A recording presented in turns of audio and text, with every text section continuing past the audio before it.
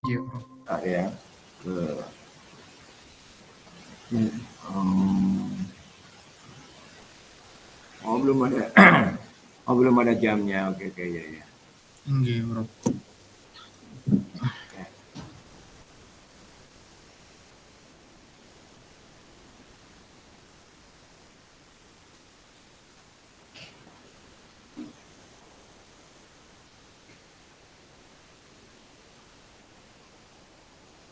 Jam tekan ya jam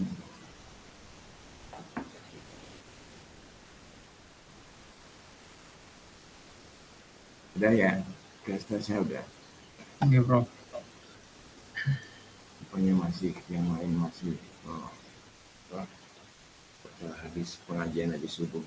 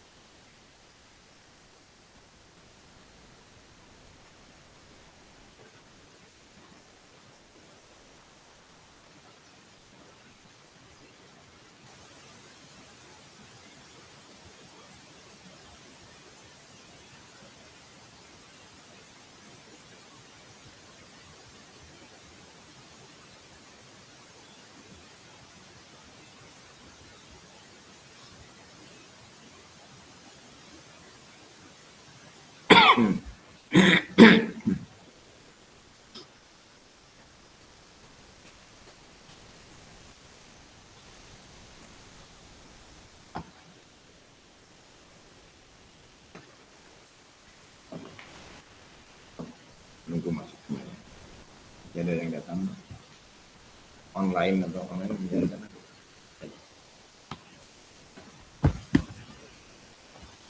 Minggu depan mulai praktikum ya, asistensi udah dikasih tahu, jadwalnya udah dikasih tahu Pak. Ya tapi ini jadwalnya udah dikasih ya, ya Pak. Oke dan masuk. Ada sama ada Bayu sama Aulia di sini.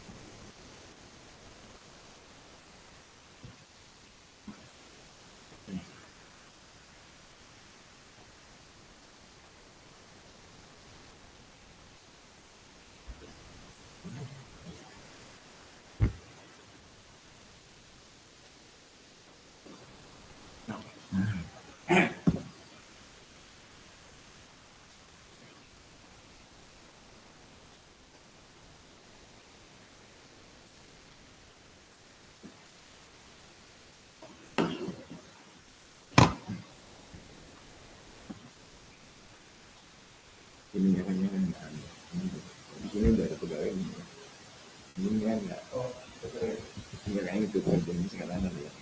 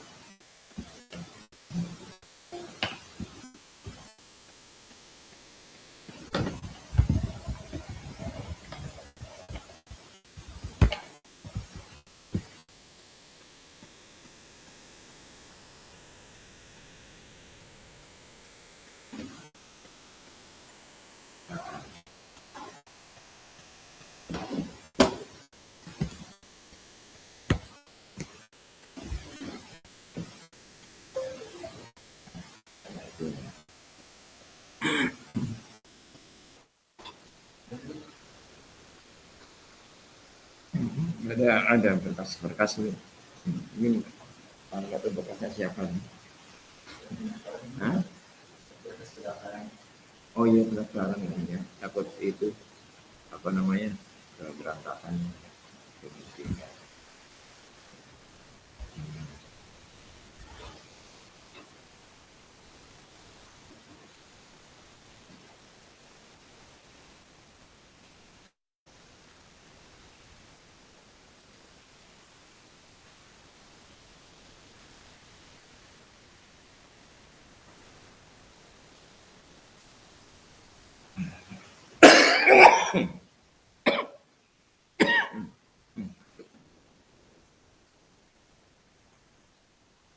Dimulai ya, sudah bisa ya, sudah ada 5 orang, 3 online, 2 offline. Baik. Selamat pagi, assalamualaikum warahmatullahi wabarakatuh. Semoga semuanya sehat dan sejahtera. Pagi ini melanjutkan kuliah saya, catat penugasan saya. 5 kali tatap muka, dan setelah ini Pak Sugiono juga 5 tatap muka, 2 sebelum UTS dan 3 setelah UTS. Misalnya 4 tatap muka akan diisi oleh Ibu Vita Sari Dewi. Kami sudah berkoordinasi tentang materi, saling cek and recheck, ya, pembagiannya insya Allah tersambung dengan baik antara estafetnya antara saya dengan Pak Sugiono, dan insya Allah nanti antara Pak Sugiono dengan Ibu Prita.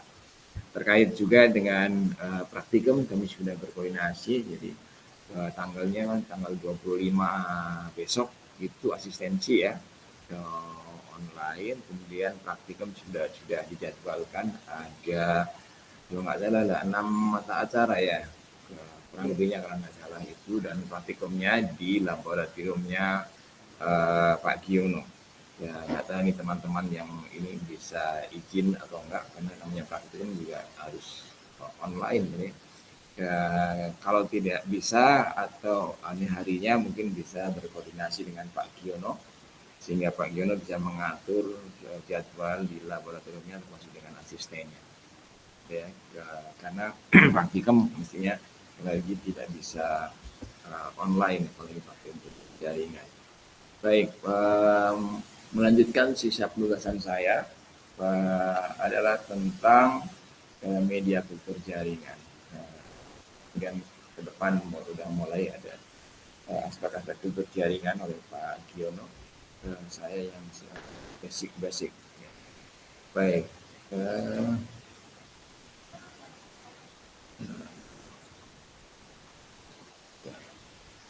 Okay.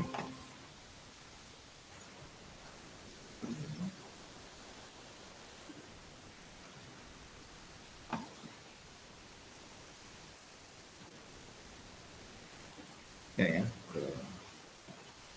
kalau apa namanya Simit di saya itu nggak bisa pakai slideshow, nggak bisa kayak jalan gitu, dipakai yang ini aja. Baik, tentang media kultur jaringan tanaman dunia kelima, ada beberapa istilah yang penting diketahui dalam menyamakan persepsi di dalam kultur jaringan, bukan istilah yang asing.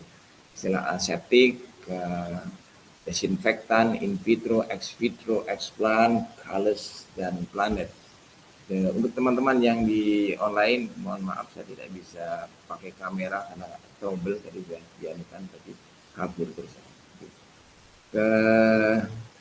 Aseptik adalah kondisi tidak ada organisme.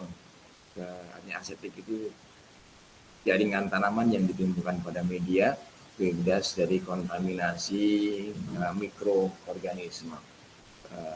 bakteri, jamur, virus, yeast dan sebagainya. Desinfektan adalah proses desinfektan adalah barangnya ya, desinfektan. Tapi kalau desinvestasi adalah proses menghilangkan kontaminasi kontaminan permukaan eksplan yang kemungkinan dapat tumbuh di lingkungan kultur jaringan yang berakibat menyebabkan kegagalan kultur karena eksplannya mati karena ada mikroorganisme. In vitro merupakan istilah kultur organ atau sel pada media pertumbuhan yang mengandung nutrisi di dalam suatu wadah yang terbuat dari kaca, gelas atau sejenisnya dan dalam kondisi lingkungan yang terkontrol. Yang terbaik di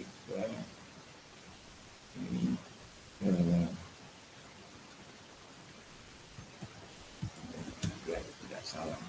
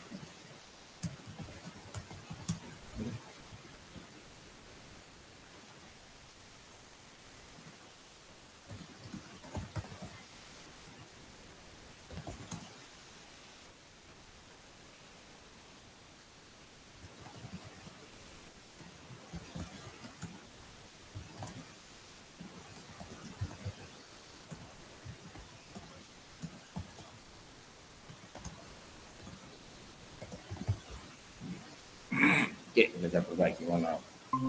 Jadi kultur asetik adalah upaya menumbuhkan jaringan tanam pada kondisi bebas terkontaminasi mikroba. Desinvestasi proses menghilangkan kontaminan pada permukaan eksplan yang kemungkinan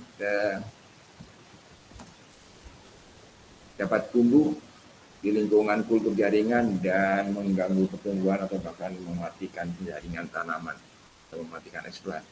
Kultur in vitro adalah kultur organ atau sel atau bagian yang lain pada media pertumbuhan yang mengandung nutrisi di dalam suatu wadah terbuat dari kaca, gelas atau apapun bentuknya, bisa Erlenmeyer atau botol biasa atau petri dish dalam kondisi lingkungan yang terkontrol. Sedangkan kultur ex vitro menumbuhkan tanaman atau planet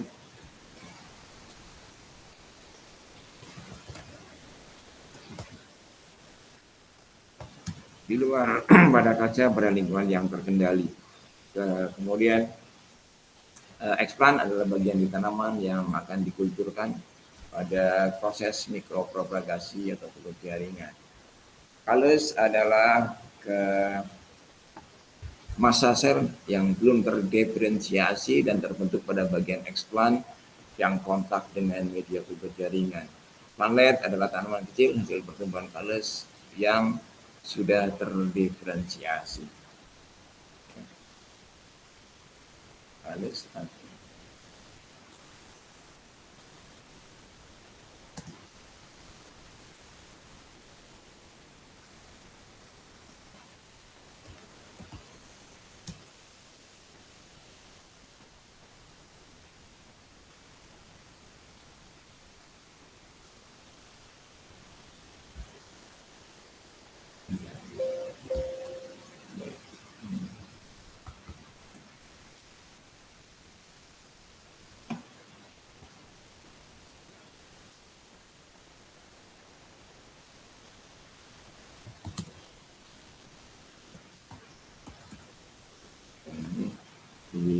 saya koreksi karena planet tidak harus melalui perkembangan kales, bisa juga planet dihasilkan melalui proses pembentukan langsung organ, apakah itu tunas, yang kemudian diikuti dengan stimulasi pembentukan akar, atau dari planet, kemudian kales langsung, kemudian membentuk embrio, menjadi proses embriogenis. Jadi bisa saja seperti saya sampaikan di awal bahwa perkembangan kales itu bisa menghasilkan kales dan seterusnya kales, atau kales kemudian terdiferensiasi menjadi organ, atau dari planet ya langsung muncul tanpa adanya kales langsung bisa membentuk organ tunas, atau melalui kales kemudian berkembang tidak langsung tunas tapi harus melalui pembentukan embriogenis. Ini sudah saya koreksi.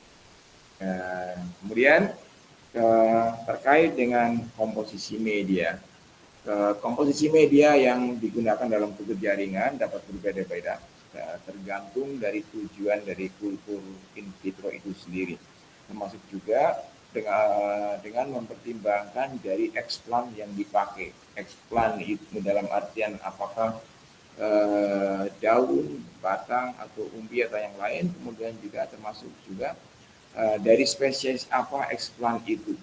Kenapa demikian? Karena di dalam explant itu sendiri juga sudah ada senyawa kimia yang utamanya di dalam explant itu sendiri, karena explant adalah jaringan yang hidup, sudah ada zat pengatur tumbuh endogen yang ini sehingga komposisi media terutama yang terkait dengan zat pengatur tumbuh menjadi sangat-sangat tergantung dan akan berbeda-beda tergantung eksplantnya, tergantung tujuan dari kultur in vitro tersebut. Oke. Perbedaan komposisi media dapat menyebabkan perbedaan pertumbuhan dan perkembangan dari spesies yang ditumbuhkan secara in vitro. Utamanya kalau ada perbedaan ini lebih karena komposisi zat pengatur tumbuh. Harus kita ingat juga bahwa kalau kita menambahkan zat pengatur tumbuh, apakah itu auksin, apakah itu sitokinin, apakah itu giberelin,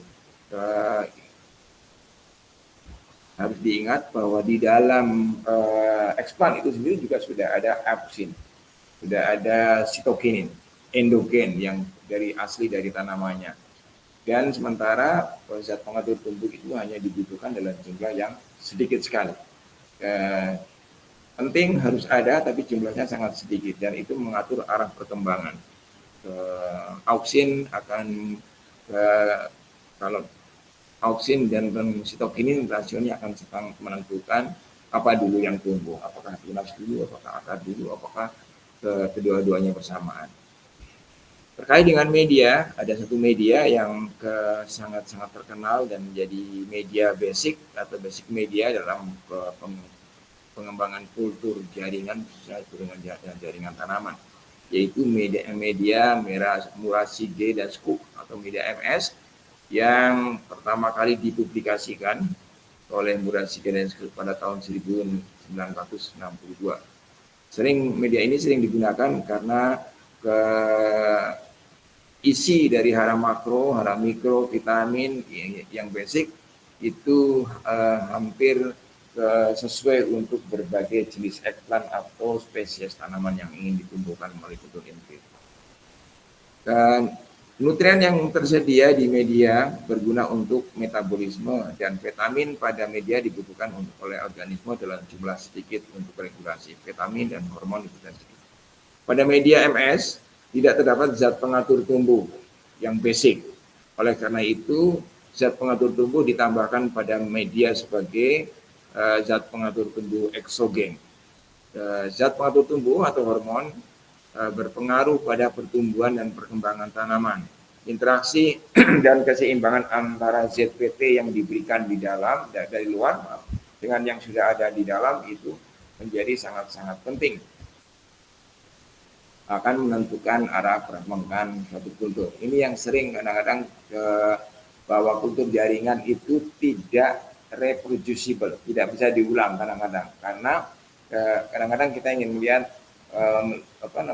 melihat pusaka untuk kultur jaringan harus tambah hormon ini, tambah hormon ini, misalnya IBA atau NAA gitu. Setelah kita aplikasikan tanamannya sama, ternyata perkembangannya beda.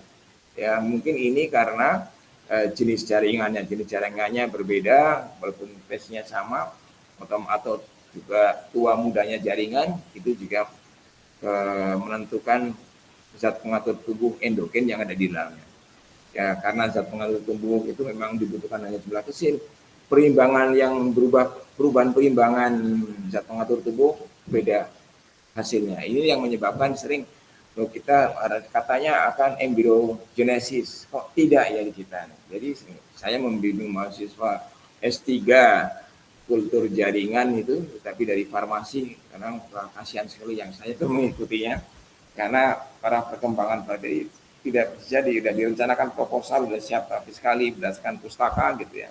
Ternyata di arah perkembangan beda sekali. Jadi harus tough kalau penelitian kultur jaringan itu. Jadi, ya, alhamdulillah ke mahasiswanya tough gitu ya, bisa selesai tidak berkepanjangan dan dia bisa mempublikasikan pada jurnal terindeks Scopus. Tapi tough sekali itu karena perkembangannya setiap kali diarahkan mau ke perkembangan kalus biar gitu, karena teorinya dia penelitian tentang metabolit sekunder ya, sehingga untuk menghasilkan senyawa bahan aktif dari kencur. Jadi kultur jaringan kencur. Tentu saja proposal dari review, kita juga ikut mereview, ikut mendampingi, gitu ada gitu.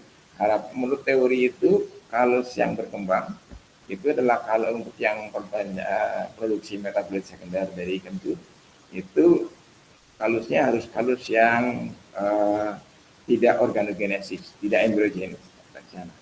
Ternyata setelah dikembangkan ke sana, dari kalus yang itu ada kalus yang memang kalus biasa dan kalus yang embryogenik.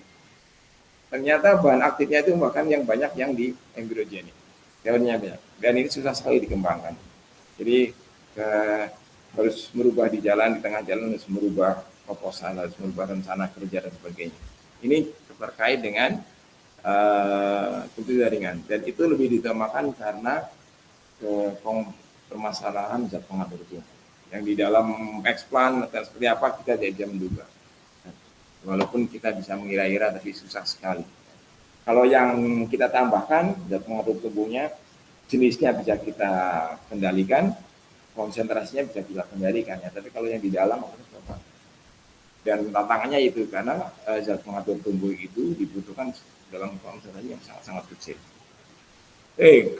Penambahan hormon tumbuhan atau zat pengatur tumbuh pada jaringan parenkim dapat mengembalikan jaringan ini menjadi meristematik. Ya, jadi zat pengatur tumbuh itu di samping menentukan arah perkembangannya akan seperti apa, juga bisa menyebabkan terjadinya dediferensiasi jaringan parenkim yang tadinya sudah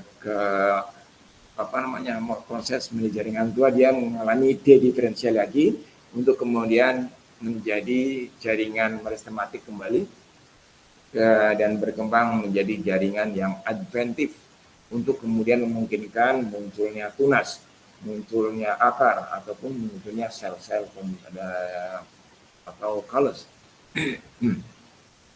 Proses ini dikenal tadi dengan dediferensiasi. Dediferensiasi ditandai dengan peningkatan aktivitas pembelahan dan pembesaran sel dan perkembangan jaringan. Ini karena pengaruh hormon yang diberikan. Kemudian pada umumnya ke media kultur dibedakan menjadi media dasar dan media perlakuan. Jadi MS itu media dasar, digunakan oleh banyak tujuan kultur jaringan yang modifikasinya biasanya hormonnya zat pengatur tubuh dan juga kadang-kadang di vitamin dan sukrosanya atau sumber energinya. Resep media dasar adalah resep kombinasi yang mengandung hara mineral, makro, mikro, sumber energi dan vitamin. Jadi media dasar isinya hara, makro, mikro, sumber energi, vitamin. Di luar itu adalah tergantung arah target untuk jaringan mau kemana. Tapi yang tiga ini harus ada. Dalam kultur jaringan dikenal puluhan macam media ini kan, mau aktifnya lagi alamun karena lapar. Dalam teknik kultur jaringan dikenal puluhan macam media media dasar. Ada datanya, ada MS, Gumboard, White, segala macam Mas, segala macam. Belum nanti modifikasinya. Penamaan resep media dasar umumnya diambil dari nama penemunya atau peneliti yang pertama kali dalam kultur yang khusus dan memperoleh suatu hasil yang penting. Jadi MS tadi, Gumboard itu nama-nama penemu medianya, White itu juga nama penemu medianya. Sedangkan media perlakuan adalah media dasar yang sudah mengalami penambahan zat pengatur tumbuh sesuai dengan jenis tanaman yang dikultur. Jadi ini harus ada hara esensial, makro, mikrovitamin. Dasarnya kalau ini tambahan yang tujuannya adalah mengarahkan perkembangan kultur sesuai dengan yang kita inginkan. Walaupun tadi disampaikan dalam hal reproducible-nya, kemungkinan untuk diulang lagi kadang-kadang tidak mudah.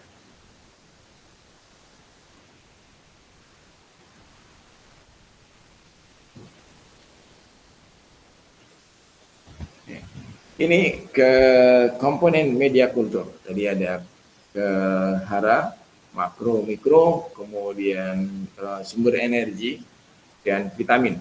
Ke hara yang dibutuhkan untuk media kultur yang umum sama sebenarnya dengan nutrisi atau hara yang dibutuhkan oleh tanaman pada saat tanaman mengambil dari tanah. Dan kultur jaringan sebenarnya mencoba meniru apa yang terjadi di alam. Tanaman membutuhkan hara, makro dan mikro, maka di kultur jaringan tanaman harus disediakan unsur hara dan mikro untuk memungkinkan eksplan berkembang atau sel berkembang atau tunas berkembang dan atau planet berkembang menjadi tanaman sempurna. Ada 12 hara mineral yang penting untuk pertumbuhan tanaman dan beberapa hara yang dilaporkan mempengaruhi pertumbuhan in vitro. Untuk pertumbuhan normal di dalam kultur jaringan, unsur-unsur penting ini harus dimasukkan dalam media kultur.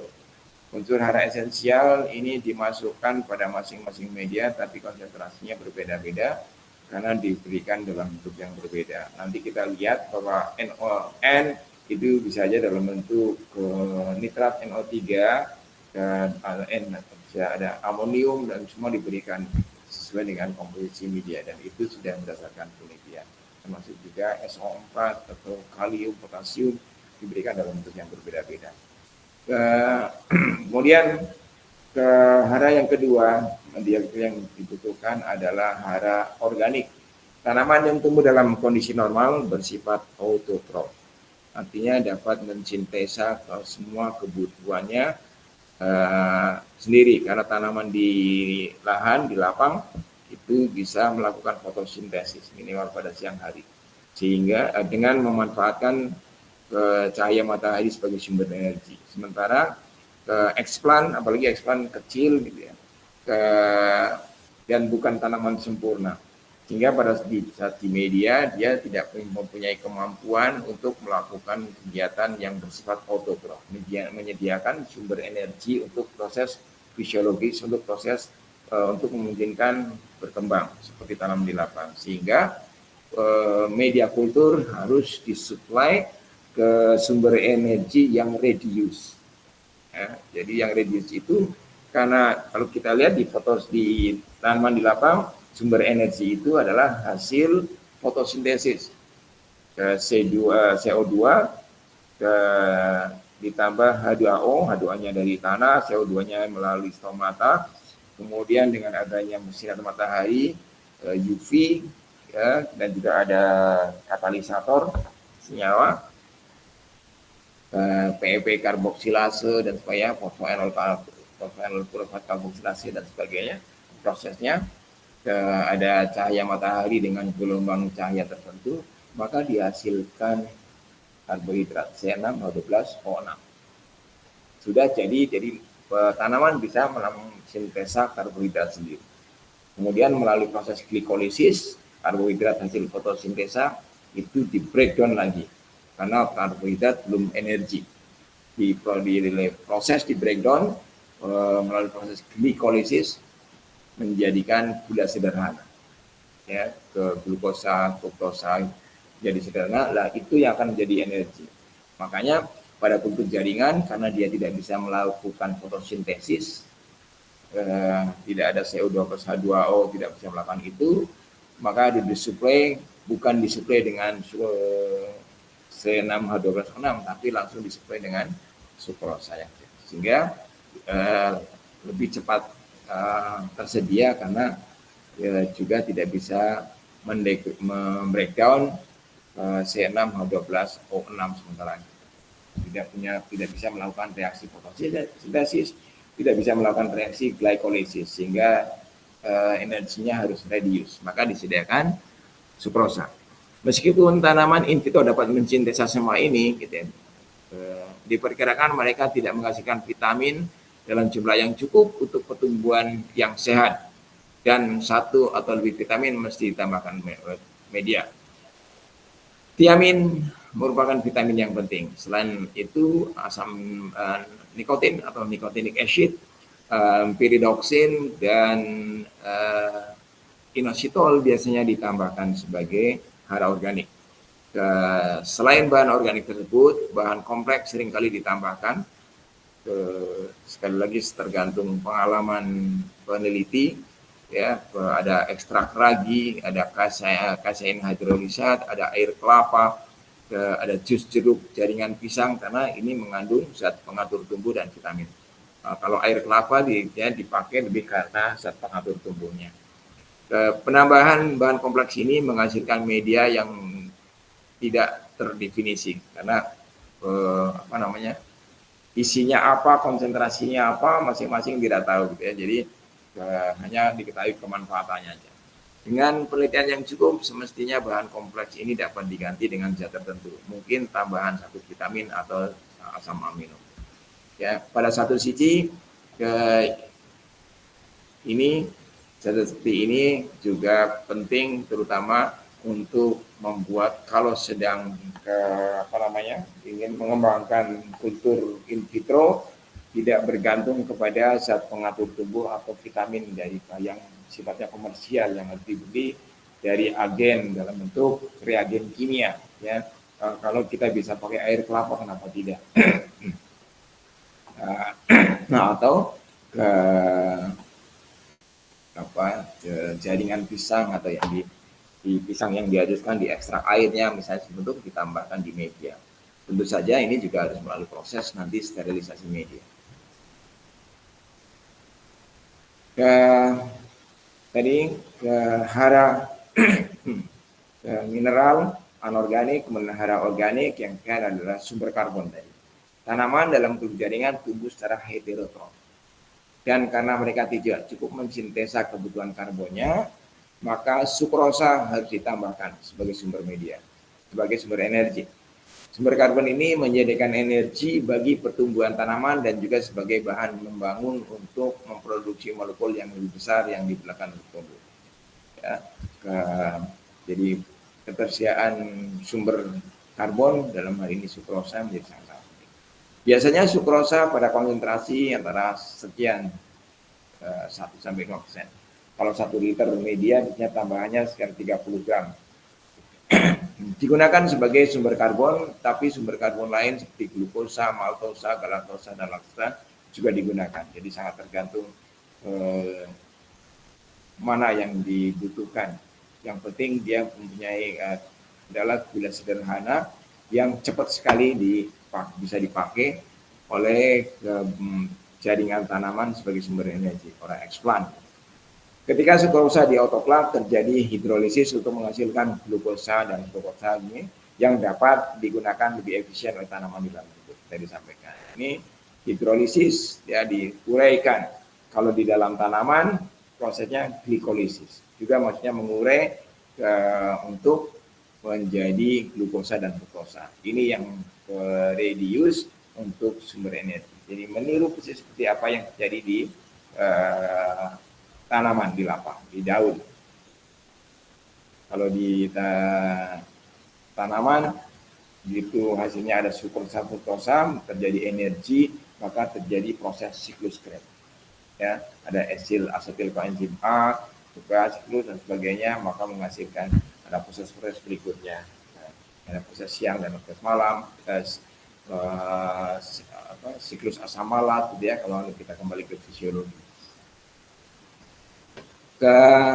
Selanjutnya juga komponen utama yang lain adalah agar-agar atau umumnya jaringan dikulturkan pada media padat yang dibuat seperti gel dengan menggunakan agar atau pengganti agar seperti apapun yang bisa dipakai.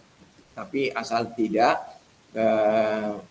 menyebabkan kerusakan atau perubahan pada senyawa-senyawa kimia yang lain, tidak menyebabkan perubahan pada hara organik, tidak menyebabkan perubahan pada hara organik ataupun termasuk juga sukrosa dan komponennya. Agar tidak berpengaruh, bisa diganti juga dengan gel raid dan Vitagel, tapi ini intinya adalah gel, kan. Konsentrasi agar yang digunakan berkisar antara 0,7 sampai 1%. Pada konsentrasi tinggi, agar menjadi sangat keras. Sedikit air yang tersedia sehingga difusi hara ke tanaman sangat buruk. Agar dengan kualitas tinggi, ini agar-agar gitu ya, seperti Divco agar, Divco itu merek produknya, Divco Bitek agar, mahal agarnya, tetapi lebih murni, tidak mengandung bahan lain yang mungkin mengganggu pertumbuhan tadi ya, saya sampaikan gitu. Jadi milih agar gitu. Tapi kalau darurat ya pakai agar-agar yang untuk masak asal yang di toko-toko biasa juga bisa dipakai. Tidak harus yang bubuk. Kalau karena Divco itu yang bubuk dan kualitasnya sangat bagus karena itu homogen sekali. Tapi kalau tidak ada kita bisa pakai beli agar biasa, yang penting tanpa rasa, tanpa gula dan sebagainya, kan ada. Kalau agar yang swallow gitu ada rasanya vanila gitu, nggak bisa ada gulanya, jangan, karena nambahi sukrosa dan yang lain. Pengganti lain seperti gelatin kadang-kadang digunakan pada lab komersial. Pada lab komersial itu orang sudah mikirannya ke efisien agar menekan cost.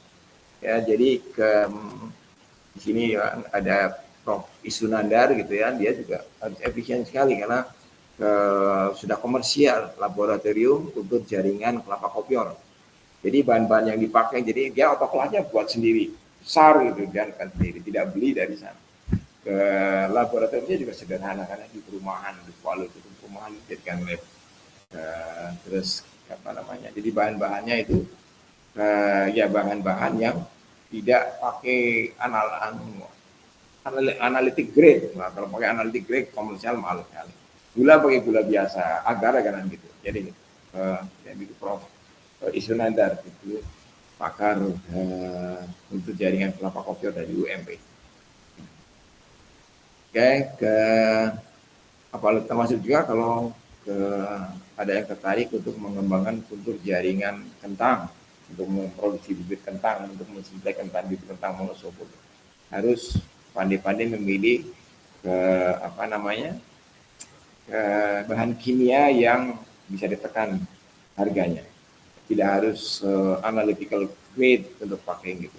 Kalau untuk praktikum, untuk penelitian harus yang kayak gitu, karena kita harus tidak ingin ada penyimpangan dari yang sudah kita rencanakan. Gel sintetis diketahui dapat menyebabkan hyperhydration atau vitrifikasi yang merupakan problem fisiologis yang terjadi pada kultur. Untuk mengatasi masalah ini, produk baru bisa diganti produk baru ada pakai Sigma ya.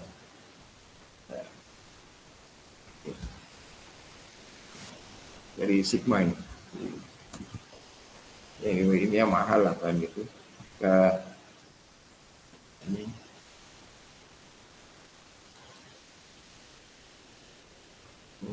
Jadi dari Sigma memang ini kalau produknya Sigma ini yang kualitasnya paling baik untuk semua reagen. Saya untuk bioteknologi kalau pakai Sigma gitu ya, kualitasnya sangat bagus sekali. Pakai primer, pakai DNA-nya kualitasnya sangat bagus. Masuk ya produk-produk yang lain pakai produk Sigma, tapi mahalnya bukan main. Untuk vendor di Indonesia ini agak susah karena untuk yang beli Sigma. Produk Sigma, jadi pakai produk Sigma itu akan luar biasa, memudahkan pekerjaan dan trouble itu tidak banyak. Produk ini merupakan campuran, kalau yang agar produknya dari Sigma, agar produk Sigma ini merupakan campuran agar dan gel sintetis dan menawarkan kelebihan kedua produk sekaligus, mengurangi problem vitrifikasi gitu ya. Produk ini dapat dibuat di laboratorium dengan mencampurkan, kalau tidak beli, ingin beli yang sudah jadi, bisa mencampurkan sendiri Vita gel tambah agar biasa. Yang harus diperhatikan adalah ini, konsentrasi agar itu sekitar sini. Ini sudah berdasarkan penelitian dan banyak yang manfaatnya. Kalau terlalu rendah, jadi agar-agarnya juga terlalu encer, jadi lembek gitu. Padahal itu untuk kedudukan dari Pexpan dan karena ditanya kalau itu jadi terendam gitu. Maksudnya juga, tapi kalau terlalu keras tinggi ini jadi keras sekali agar-agarnya. Ya, ke air yang di dalam media, termasuk hara yang terlarut, baik hara organik maupun hara anorganik, sehingga tidak sulit sekali terserap oleh eksplan. Sehingga eksplannya tidak bisa tumbuh dengan baik atau malah tidak tumbuh karena hara air itu tidak bisa masuk ke jaringan tanaman. Konsentrasi ini sudah konsentrasi yang lebih bagus. Kemudian juga ke pH. Ini menjadi sangat-sangat penting. pH biasanya diatur untuk jaringan MS utamanya dan juga white dan gambok, media gambok. Kisarannya antara 5,6 sampai 5,7. Tanaman yang berbeda mungkin memerlukan pH yang berbeda untuk pertumbuhan optimum. Jika pH lebih tinggi dari 6, media mungkin menjadi terlalu keras. Jika pH kurang dari 5,2,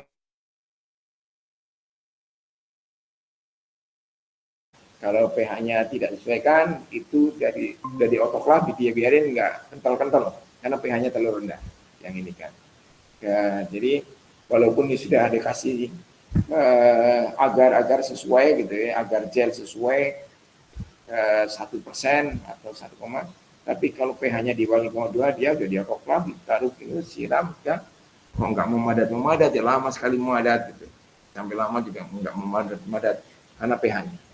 Jadi harus teliti, jangan tidak padat-padat, kemudian ini kayaknya kurang persentase agar-agarnya kurang banyak, kasih agar-agar, tapi pH-nya nggak di-adjust, nggak disesuaikan, ya terpakan gitu. Nah, pH benar penting sekali, biar turun. Oke, mari kita lihat yang kemudian zat pengatur tumbuh. Zat pengatur tumbuh adalah persenyawaan organik selain nutrien atau nutrisi yang dalam jumlah sedikit, paling banyak 1 milimolar, dapat merangsang atau menghambat atau merubah pola pertumbuhan dan perkembangan tanaman. Jadi arahnya mau kemana, baik pada tanaman ex vitro maupun in vitro, itu zat pengatur tumbuh besar sekali peranannya mengatur arah pertumbuhan. Zat pengatur tumbuh ke dalam kultur jaringan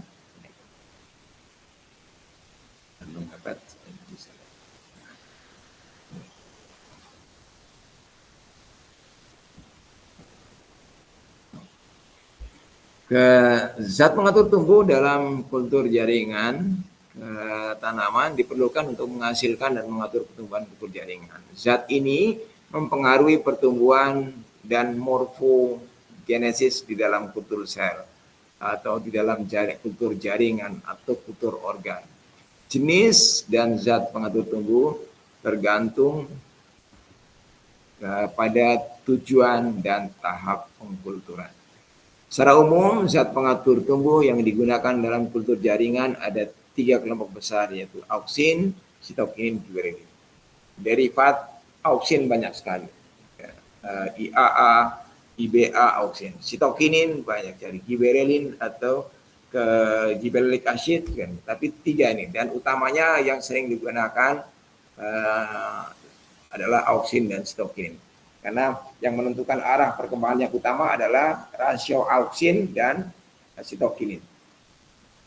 Kalau gibberellin zat ini termasuk zat PT tambahan, walaupun juga akan menentukan arah perkembangan jaringan. Auksin digunakan secara luas dalam kultur jaringan untuk merangsang pertumbuhan kales, akar, dan substansi sel dan organ. Contoh hormon kelompok auksin adalah 2,4-D atau 2,4-dichlorofenoxyacetic acid. 2,4-dichlorofenoxyacetic acid atau 2,4-dichlorofenoxyacetat. Ada indol acetic acid, IAA, NAA, naphthalene acetic acid. Ada juga IBA, indol butyric acid. Golongan sitokinin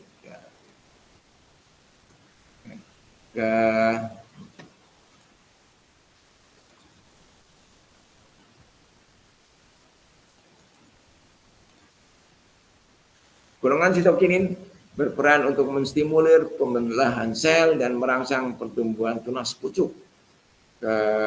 Menurut Gunawan,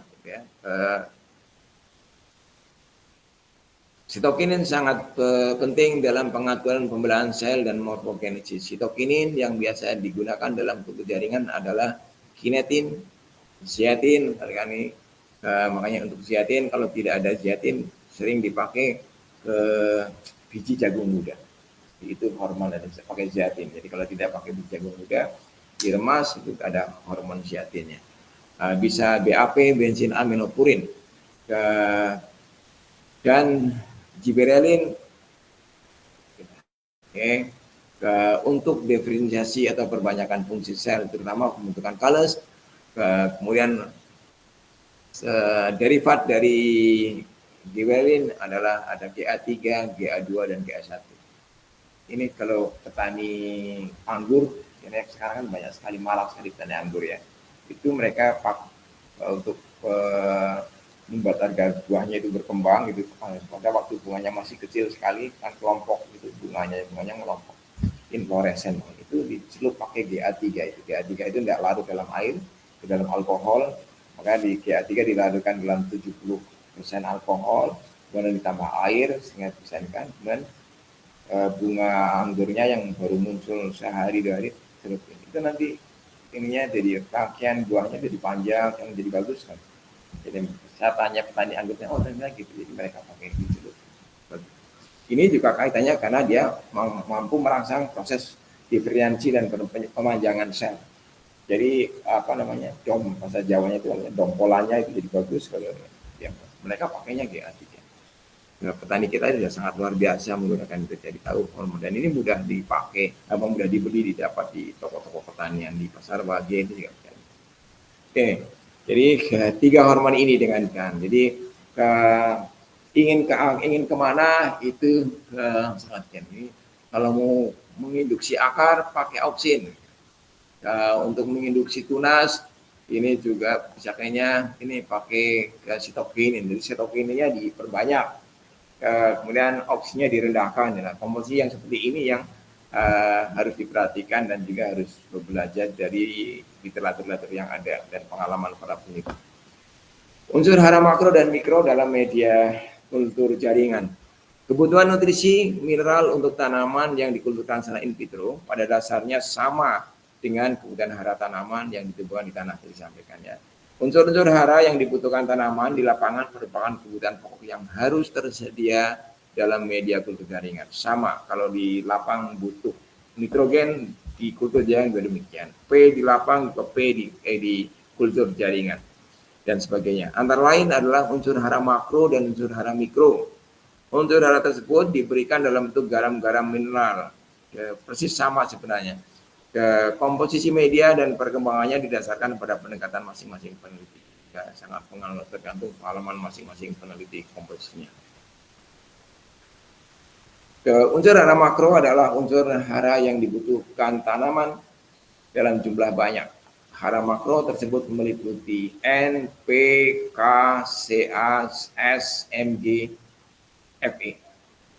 Nah, ini untuk tanaman Mg ini klorofil itu berbentuk jadi rangkaiannya panjang, center pusat dari klorofil, senyawa kimia klorofil itu adalah Mg.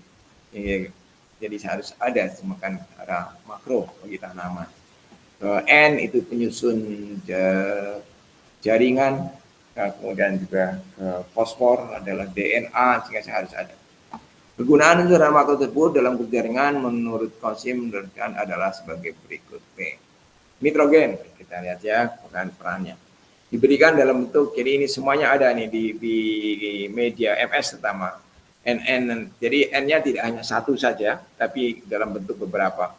Amonium nitrate, kemudian amonium fosfat, dan amonium sulfat.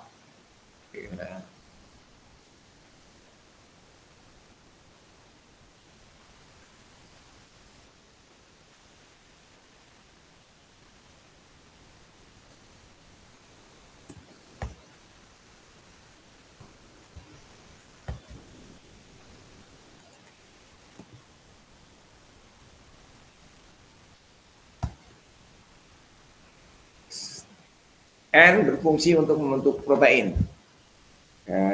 Lemak, semua unsur ini protein, lemak, dan organik lain itu selalu ada N-nya. Morfogenesis, pertumbuhan akar dan tunas, karena untuk jaringan baru selalu membutuhkan N. Pertumbuhan, pembentukan embrio, pembentukan zigotik, dan pertumbuhan vegetatif. Jadi untuk merangsang pertunasan, untuk mensupport pertunasan butuh N. Tanaman di lapang kalau tidak ada N pucat, ya. Karena apalagi pada masa vegetatif. Fosfor itu adalah ini diberikan dalam bentuk K2 ke PO4 KH. Berfungsi untuk metabolisme energi fosfor karena ada ATP, kalau di breakdown menjadi DTP, adenosine trifosfat. Kalau fosfatnya hilang satu menjadi ADP, adenosine trifosfat. P-nya sebagai sumber energi, ADP kemudian dipakai lagi energinya, fosfatnya menjadi monofosfat, kan? Nah, ini sumber energi sebagai juga secara struktur juga sebagai stabilitar membran sel, pengaturan metabolisme tanaman karena sebagai katalisator, pengaturan produksi padi amilo, pembentukan karbohidrat, dan sangat penting dalam transfer energi karena memang P adalah energi. Adenosin trifosfat, adenosin difosfat, adenosin monofosfat, ATP, DTP, dan adenosin monofosfat AMP. Ya.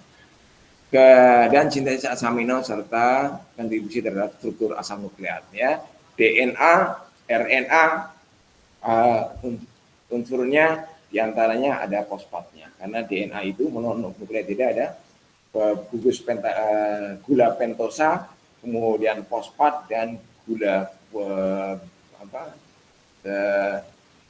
pirimidin purin dan pirimidin. Ya, bahasa N kan. Jadi gula pentosa, fosfat, dan basa nitrogen.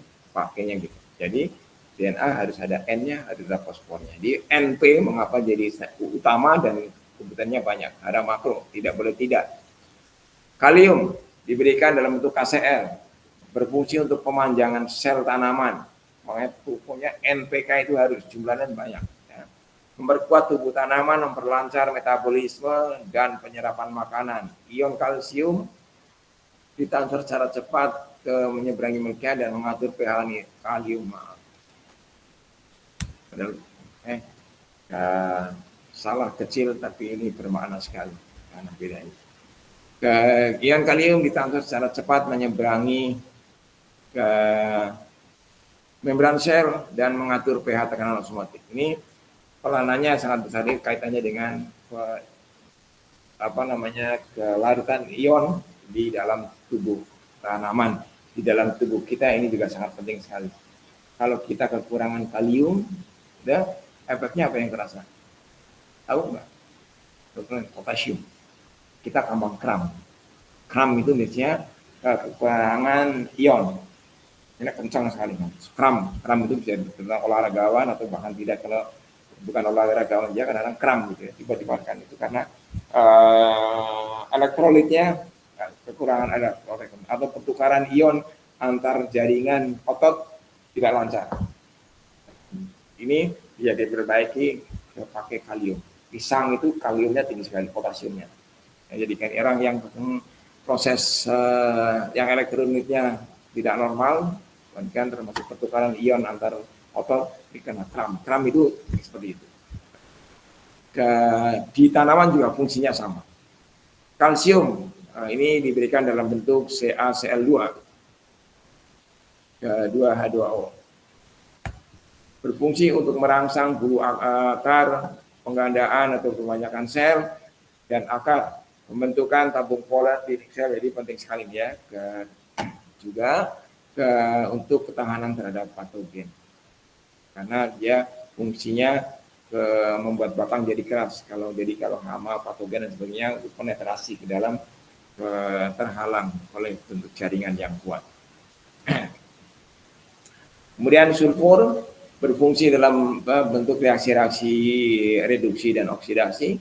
Magnesium diberikan dalam bentuk MgSO4 dan MgS4H2O. Berfungsi untuk meningkatkan kandungan fosfat, pembentuk protein. Fe ini juga klorofil, komponen di tengahnya ya, yang pusatnya senyawa pusat pada klorofil adalah Mg. Fe diberikan dalam bentuk Fe2SO4.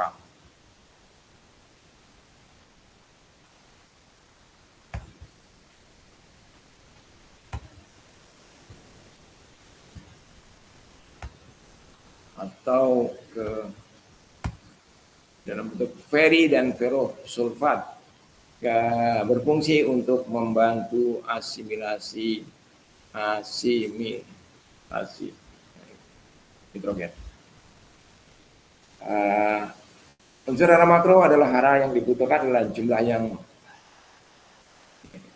unsur hara mikro adalah hara yang dibutuhkan dalam jumlah yang sedikit. Unsur hara mikro merupakan komponen sel tanaman yang penting dalam proses metabolisme dan proses fisiologi lainnya. Unsur hara mikro tersebut diantaranya adalah ini mikro, dan ada iodium di dalam bentuk kalium iodid, mangan, dan ini juga harus ada disisipkan ya. Kemudian tembaga juga harus ada di media kultur.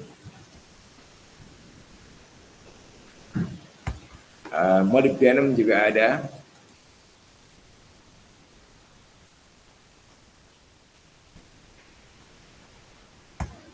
Kemudian zinc, Zn dibutuhkan juga. Maaf, tidak. Ini harus ada. Ini yang mau tidak mau tidak bisa. Ini harus beli nih kalium iodid. Kemudian ini harus di senyawanya gitu. Dan untuk tidak bisa diganti yang lain seperti gula gitu. Karena makro mikro ini harus pakai gini. Kalau seng tidak bisa dibeli, seng di toko besi ganti gitu ya, terus pakai gitu. Tapi harus ada diadakan. Kemudian vitamin yang paling sering digunakan adalah tiamin, B1, nikotinik asid. Tiamin itu boleh pakai kalau beli di apotek, B1 boleh. Kalau vitamin pyridoxine boleh. Jadi kalau kita yang ini masih bisa dipakai. Nah, nikotinik asid nggak bisa dibeli di niacin. Kalau bisa sih semuanya yang analar, analitik gitu ya. Tapi kalau ini bisa dicari pakai vitamin biasa yang di toko apotek juga bisa. Ini juga bisa. Tiamin merupakan vitamin yang esensial dalam kulit jaringan taman. Karena tiamin mempengaruhi pertumbuhan dan perkembangan sel. Vitamin C seperti asam citrat, asam askorbat kadang-kadang digunakan sebagai antioksidan untuk mencegah, mengurangi pencoklatan dan penghitaman. Ya, browning ini sering jadi problem nih.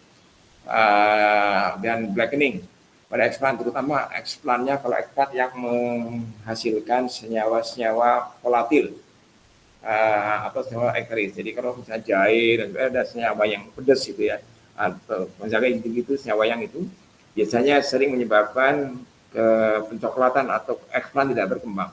Karena kalau yang jadi kemudian tertoksifikasi oleh senyawa yang kan gitu. Nah itu bisa diatasi dengan penambahan vitamin C. Kalau tidak ada vitamin C bisa pakai ekstrak jeruk, asal semuanya di autoclave, disterilisasi. Kemudian yang satu ini adalah myoinositol atau mesoinositol. Mesoinositol merupakan hakikatol gula alkohol berkarbon 6 sering digunakan sebagai salah satu komponen media yang penting karena terbukti merangsang pertumbuhan jaringan yang dikulturkan. Kan kalau MS sudah lengkap yang intinya. Kemudian asam amino dalam media kultur jaringan. Asam amino merupakan sumber nitrogen organik, namun sumber nitrogen ini jarang ditambahkan ke dalam media untuk jaringan karena sumber-sumber nitrogen utamanya sudah tersedia seperti nitrat, NO3, kan negatif dan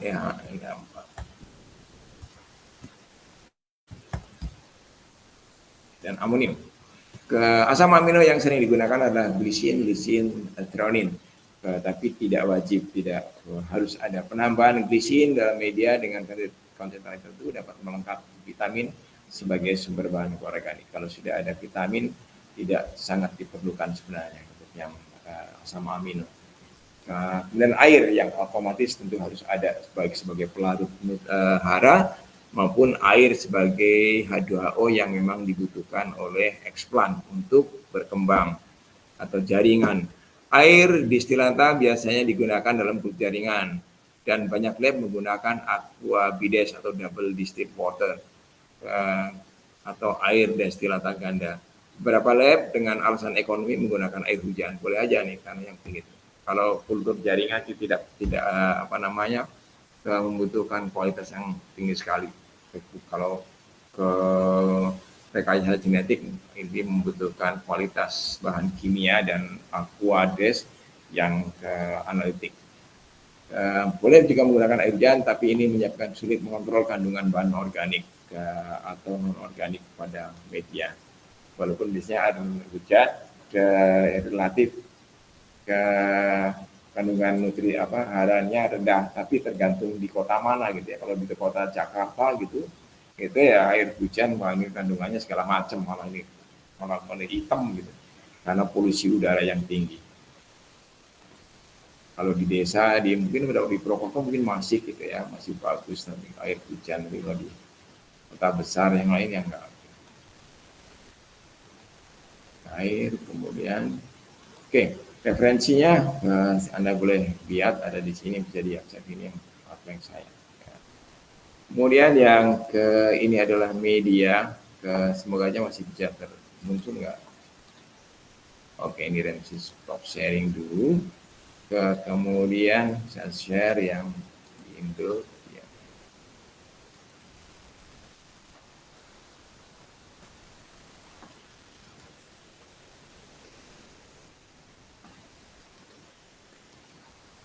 Durasi bebaskan. Oke.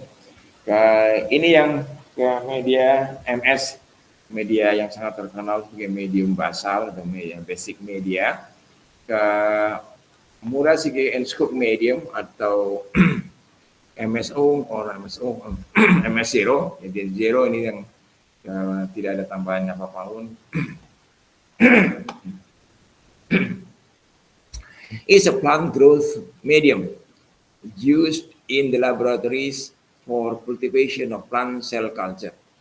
MS0 was invented by plant scientist Toshio Murashige dari Jepang and Volker Scoop in 1962 during Murashige's search for a new plant growth regulator. A number behind the letter MS is used to indicate the sucrose concentration of the medium. For example, MSO, meaning that MS media contain no sucrose. MS20 contain 20 grams sucrose per liter. Along with its modification, it is then most commonly used medium in plant tissue culture experiment in the laboratory. Jadi ada ekstensi 0, MS0, NS20 ini lebih merefer ke sukrosa yang ditambahkan sebagai sumber energi. As Cook's doctoral students, Murashige ini muridnya Dr. Cook nih. As Cook's doctoral student, Murashige originally set out to find as yet undiscovered growth hormone present in tobacco juice. No such component was discovered. Instead, analysis of juice tobacco and ash tobacco revealed higher concentration of specific mineral in plant tissue than were previously known. A series of experiments demonstrated that a varying level of this nutrient enhanced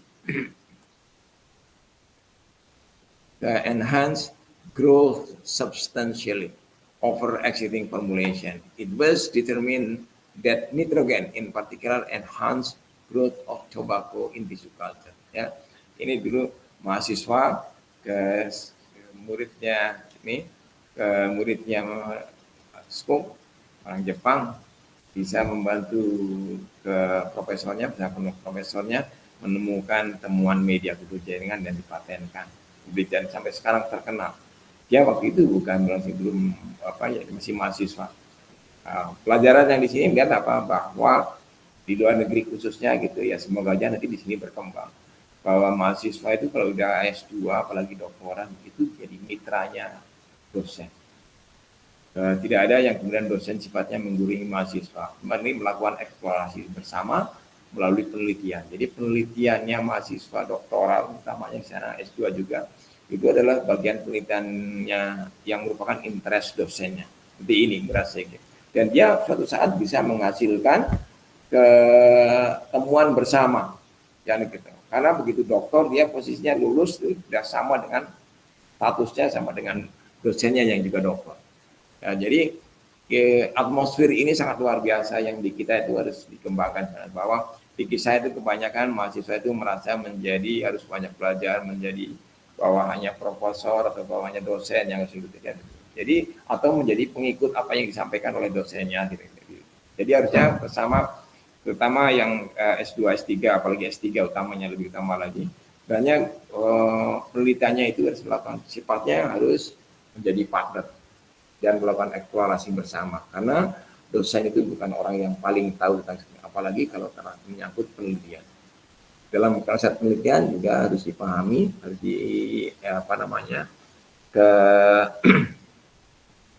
harus dipahami bahwa yang paling tahu tentang penelitiannya ya peneliti sendiri.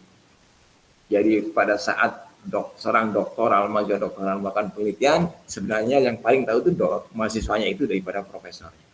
Ya, karena mahasiswanya mungkin sekali, walaupun pembimbingnya, dia tuh mahasiswanya kan mungkin aja saya membimbing Mas Hadi atau Mas Ramadan, ya. Mungkin aja saya tahu kultur jaringan, tapi saya tidak tahu biokimia. Mas, kamu tolong sana ke konsultasi ke dosen biokimia. Akhirnya malah kamu tahu, mahasiswa tahu kultur jaringan dari saya sebagai pembimbingnya, karena risetnya kultur jaringan, tahu banyak biokimia yang terkait dengan penelitian yang saya tidak tahu biokimianya. Jadi harusnya begitu. Jadi mahasiswa itu bisa belajar statistik dari ahli statistik, ya kan gitu. Kalau penelitiannya menyangkut ke analisis data. Jadi pembimbing itu bukan berarti satu-satunya sumber. Ini yang sering terjadi di kita kan, pembimbing menjadi satu-satunya sumber. Dia harus sumber segalanya. Tidak. Kalau di luar negeri itu gitu, sah sekali. Di sini pun kalau di universitas besar gitu. Jadi kalau misalnya dosennya itu tidak ahli statistik, tapi statistik penting untuk analisis data, itu, tapi pembimbingnya itu ahli di bidang utama yang sedang diteliti. Maka pembimbingnya, kamu ikut kuliah di UGM ya, atau ikut kuliah di Minnesota Unity ya, walaupun dia kuliahnya dari situ. Ikut kuliah sana, biar kamu tahu menganalisnya, karena saya bukan ahlinya. Kalau udah dosen kan nggak mau lagi suruh belajar sana gitu, belajar biokimia, gitu. Nggak mau gitu. Karena nanti dia jadi tambah keahliannya, karena dosen kan bisa spesifik. Jadi tidak akan mengklaim saya ahli ini, ahli segala macam, palu gada, palu minta gua ada, nggak ada gitu dosen. Jadi harus bermitra, jadi memperlakukan mahasiswa sebagai mitra dalam eksplorasi sains dan innovation. Nah, dan harusnya memang begitu, ya, sehingga demikian ilmu berkembang. Jadi dosen dan mahasiswa itu tidak menjadi di bawah keleknya dosen ada. Gitu. Bahkan pada suatu dosen itu akan bertanya, kok bisa gitu ya? Nah, ini contohnya, gitu. Dan banyak sekali temuan-temuan ada Nobel, penghargaan, inovasi itu riset antara dosen dengan mahasiswanya, terutama mahasiswa. Ya, ini yang perlu dicamkan ke arah sana. Kita sampai jam berapa? Oke, ke ingredientnya ada tadi hara makro, major salt, makronutrien per liter, minor salt atau micronutrien per liter, dan vitamin and organic compound per liter. Utamanya ini. Dan ini major salt, ammonium nitrate, calcium chloride, magnesium sulfate, monopotassium phosphate, potassium nitrate. Ya kan. Kalau kita lihat di sini juga ada bahwa untuk satu senyawa itu tidak selalu bahannya satu. K ini ada di sini. Kemudian N juga sumbernya bisa ada N di sini, nanti juga ada N yang lain. Ya, demikian juga P, Mg sempat. Banyak sekali. Jadi N ada ini NO3, di sini ada NO3. Tidak hanya N tersuplai cukup amonia nitrat saja, nggak usah tambah lain enggak. Jadi kemudian ke minor salt, kalau mikronya sedikit ya, jadi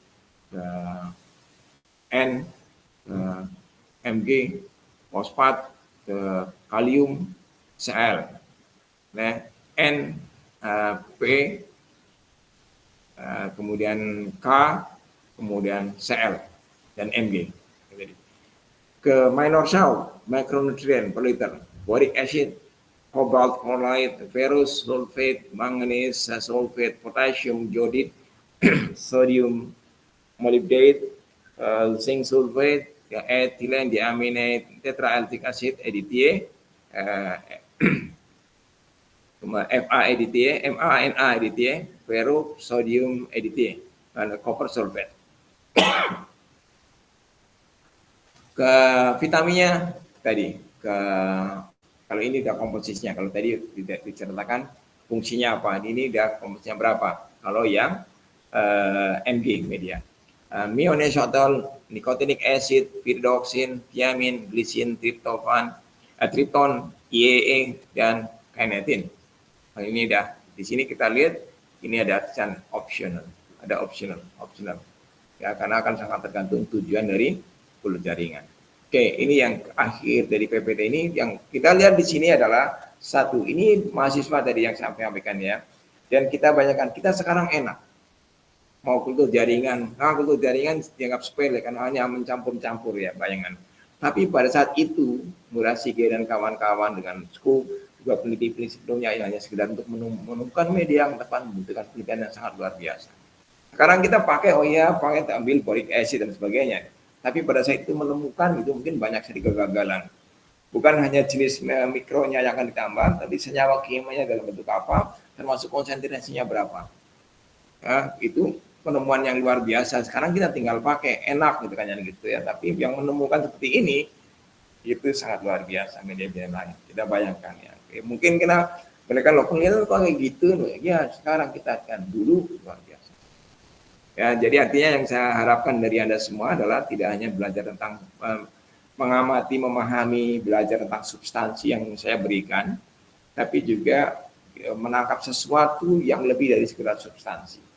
Proses penelitian, terus kemudian tadi saya sampaikan juga bagaimana kerjasama antara dosen dan mahasiswa, bahwa mahasiswa itu bukan pengikut follower dosennya, atau dosen itu ada sebagai sumber segala sesuatu, sumber ilmu kayak undang-undang, sumber sebagai atau dasar sebagai dasar dari segala undang-undang gitu, UUD 45 atau Quran, semua rujukan hukum Islam tidak gitu.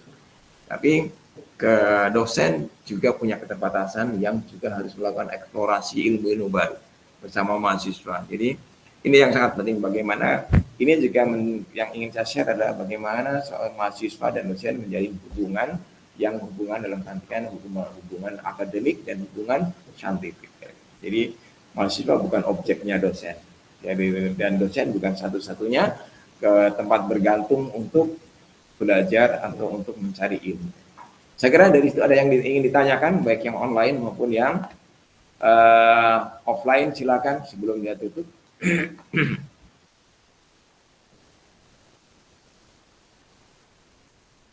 Ini kuliah yang terakhir di saya. Minggu depan sudah dengan Pak Giono, kita komunikasi. Dan jangan lupa ada ke tugas March 26 assignment, home assignment itu adalah due should be the last date for upload material. Gitu ya.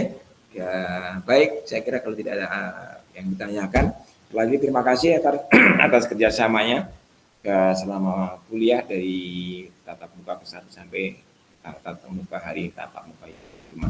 Kalau ada hal yang ingin ditanyakan, silakan feel free kontak saya via WA. Mohon maaf kalau misalnya tidak segera saya respon, ya, tapi insya Allah bisa saya direspon. Selebihnya terima kasih. Assalamualaikum warahmatullahi wabarakatuh.